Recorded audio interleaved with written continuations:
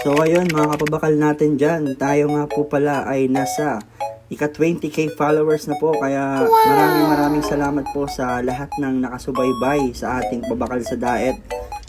Maraming salamat po. Hindi po tayo makakarating dito sa 20k followers nito kung hindi po dahil sa inyong lahat mga kapabakal natin. At kung hindi po dahil sa inyo mga kapabakal, ay hindi po mangyayari itong ginagawa ko ngayon na paggagawa ng mga content na pamimigay po sa ating mga kababayan. Kaya mga kababakal natin dyan, dahil ito po ay nagtuloy-tuloy na, itutuloy-tuloy pa po natin itong mga kababakal natin dyan. Kaya patuloy lang po kayong subscribe, follow, and share sa ating mga nilalabas na videos. Nang sa gayon po, makakuha po kayo ng konting biyaya na ibinibigay ng Lord sa buhay natin. Ano po mga kababakal? Kaya maraming salamat po mga kababakal natin dyan. More followers po sa ating lahat.